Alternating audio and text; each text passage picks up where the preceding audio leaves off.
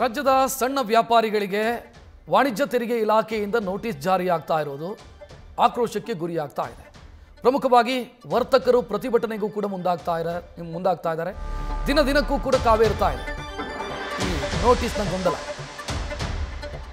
Commercial tax department ವಾಣಿಜ್ಯ ತೆರಿಗೆ ಇಲಾಖೆ ಒಂದು ಕಾರ್ಯಾಗಾರವನ್ನು ಹಮ್ಮಿಕೊಂಡಿತ್ತು. ಅದನ್ನು ಬಹಿಷ್ಕರಿಸಿದ್ದಾರೆ ಕಂಡಿಮೆಂಟ್ಸ್ ವರ್ತಕರಿಗೆ ಮಾಹಿತಿ ಕೊಡೋದಕ್ಕೆ ಅಂತ ಅವರನ್ನ ಕರೆಯಲಾಗಿತ್ತು. ಆದರೆ ನಾವು ಯಾವ ಕಾರ್ಯಾಗಾರದಲ್ಲೂ ಕೂಡ ಭಾಗಿಯಾಗಲ್ಲ.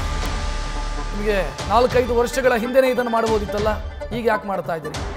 ಚರ್ಚೆಯಾಗೋ ಸಂದರ್ಭದಲ್ಲಿ ಯಾಕೆ ಈ ಕಾರ್ಯಾಗಾರ ಮಾಡ್ತಾ ಇದ್ದೀರಿ ಅಂತ ಹೇಳ್ತಿದ್ದಾರೆ ವರ್ತಕರು. ಜೊತೆಗೆ 25ನೇ ತಾರೀಕು ಪ್ರತಿಭಟನೆ ಮೂಲಕ ಧ್ವನಿ ಎತ್ತೋದಕ್ಕೂ ಕೂಡ ರೆಡಿಯಾಗಿ ಕೂತಿದ್ದಾರೆ.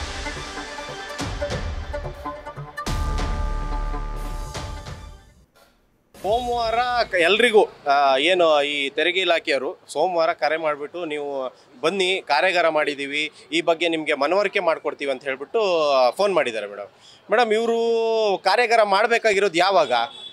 ಈ ನೋಟಿಸ್ ಕಳಿಸೋಕ್ಕಿಂತ ಮುಂಚೆ ಕಾರ್ಯಾಗಾರ ಮಾಡಿ ನಿಮ್ಗೆ ಈ ಥರ ನಿಮ್ಮದು ಟ್ರಾನ್ಸಾಕ್ಷನ್ ಆಗಿದೆ, ಇದ್ರ ಮೇಲೆ ನಿಮ್ಗೆ ಈ ಥರ ನೋಟಿಸ್ ಬರುತ್ತೆ ಹಾಗಂತ ಹೇಳ್ಬಿಟ್ಟು ಒಂದು ಕಾರ್ಯಾಗಾರನ ಮಾಡಿ ಕರಿಬೇಕಿತ್ತು. ಈಗ ಎಲ್ಲನೂ ನೋಟಿಸ್ ಕಳಿಸಿ ಆಯಿತು, ಇದ್ರ ವಿರುದ್ಧವಾಗಿ ನಿಮ್ಮ ಮಾಧ್ಯಮದವರೆಲ್ಲ ಎಚ್ಚೆತ್ಕೊಂಡ ಮೇಲೆ ಇವರು ಬುಡಕ್ಕೆ ಬರುತ್ತೆ ಅನ್ನೋ ಥರ ಅಂದ ಮೇಲೆ ಇವರು ಕಾರ್ಯಾಗಾರ ಮಾಡ್ತಿದ್ದಾರೆ. ಇದಕ್ಕೆ ಯಾರು ಕೂಡ ನಾವು ಬರೋದಿಲ್ಲ. ಯಾಕಂತ ಹೇಳಿದ್ರೆ 25ನೇ ತಾರೀಕು ಪ್ರತಿಭಟನೆಯನ್ನು ಕಾವು ಹೆಚ್ಚಾದಾಗ ಇವರು ಕಾರ್ಯಾಗಾರ ಮಾಡಿದ್ದಾರೆ. ಇದಕ್ಕೆ ನಾವು ಯಾರೂ ಕೂಡ ಬೆಂಬಲ ಕೊಡೋದಿಲ್ಲ, ನಾವು ಯಾರು ಕೂಡ ಇವ್ರ ಕಾರ್ಯಾಗಾರಕ್ಕೆ ಬರುವುದಿಲ್ಲ.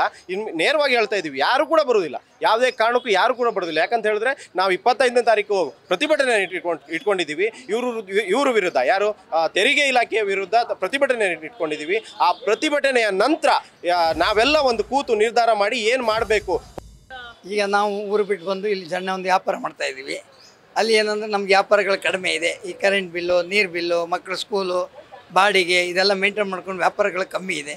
3-4 ಸಾವಿರ ರೂಪಾಯಿ ವ್ಯಾಪಾರ ಮಾಡ್ಕೊಂಡು ನಾವು ಮೇಂಟೈನ್ ಮಾಡೋದೇ ಕಷ್ಟ ಆಗ್ಬಿಟ್ಟಿದೆ. ಇಂಥದ್ರಲ್ಲಿ 15 ಲಕ್ಷ, 20 ಲಕ್ಷ, 30 ಲಕ್ಷ ನಾವು ಎಲ್ಲಿಂದ ಕಟ್ಟೋದು? ಮಕ್ಳಿಗೆ ಸ್ಕೂಲ್ ಫೀಸ್ ಕಟ್ಟೋಕ್ಕೂ ಆಗ್ತಾಯಿಲ್ಲ. ಹಾಸ್ಪಿಟ್ಲಿದೆ, ಯಾರು ಕೊಡ್ತಾರೆ? ಇದೆಲ್ಲ ತೊಂದರೆ ಒಳಗೆ ನಾವು ಏನು ಒದ್ದಾಡೋಕ್ಕಾಗುತ್ತೆ? ನಮಗೆ ಬರೋಕ್ಕೆ ಹೇಳಿದ್ದಾರೆ. ನಾವು ಈ 25ನೇ ತಾರೀಕಿಗೆ ಪೀಡಂ ಪಾರ್ಕಲ್ಲಿ ಫುಲ್ ದೊಡ್ಡ ಹೋರಾಟ ಮಾಡೋಕ್ಕೆ ಅವರಿಗೆ ಸಂಘಟನೆಗೆ ಅಧ್ಯಕ್ಷರ ಜೊತೆ ನಾವು ಹೋಗ್ತಾ ಇದ್ದೀವಿ. ಯಾಕಂದರೆ ನಮಗೂ ಕಷ್ಟಗಳಿದೆ, ಅದೇ ನಮ್ಗೆ ಪರಿಹಾರ ಮಾಡಿಕೊಡ್ತಾರೆ. ಗೌರ್ಮೆಂಟಿಂದ GST ಇದೊಂದು ಇನ್ನು ಬಂದಿದ್ದೆಲ್ಲ ಕ್ಯಾನ್ಸಲ್ ಮಾಡ್ಬೇಕಂತ ನಾವು ದಯವಿಟ್ಟು ಕೇಳ್ಕೊತೀವಿ. ಈ ಗೂಗಲು ಫೋನ್ಪೇ ಇದನ್ನೆಲ್ಲ ನಾವು ಮಾಡ್ತಾಯಿದ್ದೀವಿ. ನಮ್ಗೆ ಗೊತ್ತಿರಲಿಲ್ಲ ಅದು ಏನು ಅಂತೇಳಿ. ಅವರೆಲ್ಲ ಹೇಳಿದ್ರು ಮಾಡಿ ಏನು ತೊಂದರೆ ಇಲ್ಲ ಅಂತ ಟ್ರಾನ್ಸಾಕ್ಷನ್ ಕೊಡ್ತಾನೆ ಇದ್ದೀವಿ. ಈಗ ಯಾರೋ ಒಬ್ಬ ಅಮಾಯಕ ಬಂದುಬಿಟ್ಟು ಒಂದು 200 ರೂಪಾಯಿ ಬೇಕು ಸರ್ ಅಂದರೆ ಕೊಡ್ತೀವಿ ನಾವು. ನಮಗೇನು ಗೊತ್ತಿರುತ್ತೆ ಅದ್ರ ಬಗ್ಗೆ? ಅದಕ್ಕೂ GST, ನಾವು ತೊಗೊಳೋದಕ್ಕೂ GST ಹಾಕ್ಬಿಟ್ರೆ ನಾವು ಎಲ್ಲಿಂದ ದುಡ್ಡು ಕಟ್ಟೋಕ್ಕಾಗುತ್ತೆ? ಹೋಗ್ತೀವಿ, ಹೋಗಲೇಬೇಕು. ಯಾವುದಕ್ಕೆ? ಅವ್ರಿಗೆ ಅಧಿಕಾರಿ ನಾವು ಯಾಕೆ ಹೋಗ್ಬೇಕು? ನಮ್ಗೇನು ಕೆಲಸ ಅಲ್ಲಿ? ನಮ್ಗೆ ಅದಕ್ಕೆ ಸಂಬಂಧ ಇಲ್ಲ. ನಮ್ಗೆ ವ್ಯಾಪಾರ ಮೇಂಟೈನ್ ಮಾಡೋಕ್ಕೆ ಆಗಲ್ಲ. ನಾನು ಏನಂತ ಮಾಹಿತಿ ಕೊಡಬೇಕು? ನನ್ಗೆ ಬದುಕೋಕ್ಕಾಗಲ್ಲ, ನಾವು ಸುಸೈಡ್ ಮಾಡ್ಕೋಬೇಕಾಗತ್ತೆ ಅಂತ ಹೇಳ್ಬೇಕಾಗತ್ತೆ. ಇಲ್ಲ, ಖಂಡಿತವಾಗಲೂ ಹೋಗಲ್ಲ.